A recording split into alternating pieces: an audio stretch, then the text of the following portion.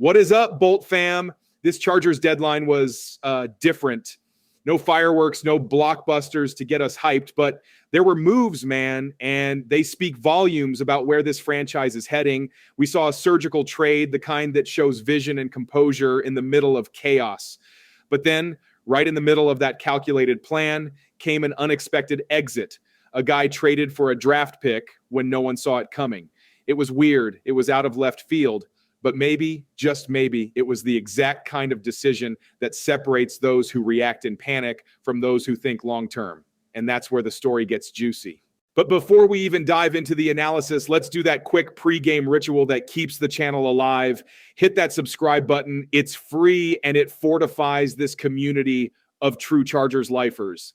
Drop a like so this gets out to every fan who thinks with their head but feels with their gut. And seriously, comment below, because this whole conversation belongs to all of us. When the news broke about the Jer Taylor trade to the Jets, a lot of people were left scratching their heads, not just because he was pretty much a forgotten name on the roster, but because honestly, no one expected the Chargers to squeeze anything out of him. And yet they snagged a conditional 2028 7th round pick. I know it sounds tiny, but in the right context, that speaks volumes. Taylor was straight up a rotational afterthought. Even with our battered secondary, he couldn't get snaps. He played only 16 defensive snaps all year, and that's not exactly game-changing stuff. So when Joe Hortiz manages to turn a guy like that into draft capital, however small, that's a sign of smart, ice-cold surgical management. The crazy part is the Chargers didn't even start the bidding. Word is the interest came from the Jets right after they traded Sauce Gardner. And of course, the question every fan asked is, why would New York give up a future pick for a guy who was probably getting cut anyway? Maybe desperation, maybe a total gamble. But for Los Angeles, it was a straight-up gift. The real talk, Taylor was a pending free agent. That means we were going to lose him for nothing. No compensatory pick, no return. And now suddenly there's an asset for 2028. That might feel like a lifetime away, but for a team trying to rebuild a solid foundation, every single pick counts. And this is the kind of move that shows Hortiz is playing the whole board, not just Sunday. The biggest critic might scoff and say, come on, man, it's just a 7th rounder. Fine. But it's a 7th rounder that didn't exist before. It's draft capital created out of thin air. And for a team with real holes to plug, every piece of that puzzle helps. Plus, the move sends a clear message. No one is safe if they aren't producing. The era of holding on to guys out of habit seems to be over. Now it's about efficiency. And for anyone who's watched this team forever, that is a huge sign of maturity. So yeah, it was an exit that caught a lot of folks off guard. But when the dust settled, it was a chess move, not an impulse, a choice that shows the direction of a team aiming for smart competitiveness. And if that trade was step one, just wait till you see what came next, because that, my friends, is where the whole conversation shifts. Right after that surprising exit came the move that truly defined the Chargers deadline, the arrival of Trevor Penning. And look, if the first trade was smart, this one was strategic. No flash, nothing to go viral, just a rational decision made at the exact right moment. Los Angeles sent a 2027 6th round pick to the Saints and brought in a guy who can plug a massive hole on that offensive line. Because let's be real, protecting Herbert has become a war zone. Joe Alt, gone for the season. Rashawn Slater, out since training camp. And the team has been patching up that unit for weeks. So when a player like Penning pops up, a guy who can play both tackle and guard, that's the kind of solution you have to jump on. He's not a star. He's not the savior. But he's young. He's got experience. And he was a first-round pick in 2022. That tells you something right there. He played both outside and inside for the Saints. And that kind of versatility is gold on an injury-riddled roster. And the best part, the cost was basement level cheap. A 6th rounder for a player with that potential, that's what we call a steal. Sure, he's had his ups and downs. Penning never totally locked down a spot in New Orleans, but he's been showing improvement lately. He started every game, only gave up 1 sack since week 5. Pretty solid numbers for a guy who's still adjusting, and now he lands in an environment where the space to grow is enormous. The critical fan might be thinking, okay, but does he fix it?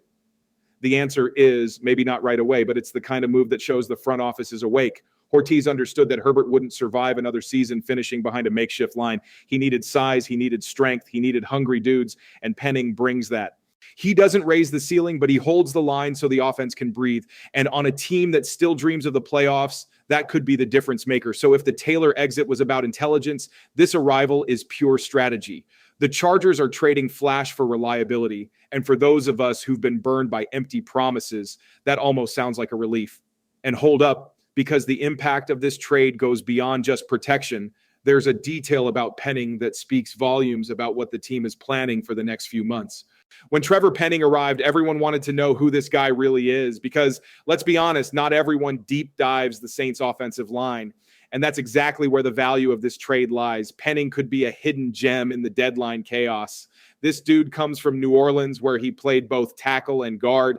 He missed the first 3 weeks of the season, but then stepped up and played 6 straight games as a starter, every single snap. And Pro Football Focus says he's only given up 1 sack since week 5. For a player still adjusting positions, that's a huge sign of growth. Penning is 26 and comes with an interesting resume. He played tackle in 23 games over his first few seasons and was a 17-game starter last year at right tackle. And the cool part is, in that role, he graded out solidly in run blocking. So yeah, he's still a project, but he's a project with a foundation. And here's the kicker. The guy was the 19th overall pick in the 2022 first round. He came from Northern Iowa, where he was an absolute standout, a Walter Payton Award finalist. He was the first player in his university's history to be a first-round pick. That tells you talent was never the issue. Maybe the fit, maybe the environment. Now, in Los Angeles, he's walking into a different situation. The team is patched up, yes, but it's starving.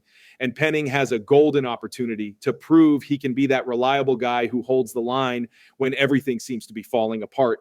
Even if he doesn't become a permanent starter, he brings something the team desperately needed: depth. With Alt and Slater out, the front office had to act. And this trade shows exactly the kind of decision that separates the panicked franchises from those who know their destination.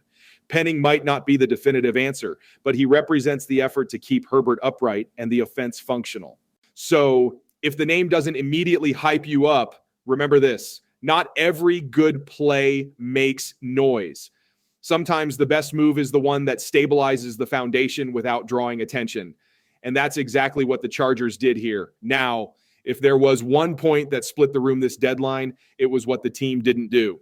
And that's the most controversial part of this whole thing. And this is where things got heated, because in the middle of all these quiet, well thought out trades, the Chargers straight up ignored a chance that looked tailor-made for them. While they were reinforcing the offensive line, the team completely bypassed a move that could have changed the entire offense: the potential deal for the Jets' Breece Hall. The info came from top sources like Diana Rossini. New York was willing to trade the running back for a 3rd-round pick. That's it, just a 3. And the team, even with heavy losses in the backfield, decided not to even enter the conversation. And naturally, the fan base was split. On one side, those who get that the priority was protecting Herbert.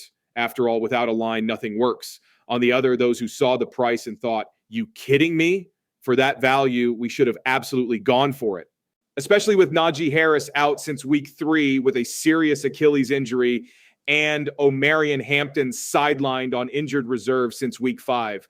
Our running game is practically running on fumes, and Hall, let's be real, is pure talent. A 2022 second rounder, 581 yards and 2 TDS this season alone. He might not be elite yet, but he's dynamic, he's explosive, and averages 4.6 yards per carry for his career.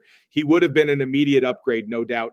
But the front office made a choice, and it says a lot about where we are. They chose not to mortgage the draft, not to burn a valuable pick on a player who, despite the talent, would bring a high future cost. The vision is clear. Build slowly, no shortcuts. It's not exciting, but it's coherent, and you can understand it. The team had already addressed the line, created value with the Taylor trade, and probably saw the offense as something to fix long-term. Still, you're left with that feeling of a missed opportunity, that sense of, for so little, we could have had a real impact right now. In the end, that was the face of the Chargers deadline. No noise, no huge headlines, but cold, calculated decisions. And for some, flat out frustrating. The team chose the plan over the emotion. And deep down, maybe that's the mentality that was missing all along. Thinking more with the head, less with the heart. But we're fans. We are emotion. we get the rational side, but we miss that one electric move that lights the spark. And seriously, I got to ask, how long will that patience last if the team doesn't deliver on the field? In the end, this Chargers deadline wasn't about hyping us up. It was about strategy, about choosing the right time to act, and most importantly, not to act. An improbable trade, a specific reinforcement, and one decision that split the fandom, all part of a plan that seems to stretch further than a simple playoff push. The Chargers showed they are thinking about the future, even if it costs them some cheers right now. And for a team that has so often lost its way trying to impress, that's already a massive step. Now we just wait to see if this cool-headed approach turns into wins. Sound off in the comments below. This is our space. Bolt up.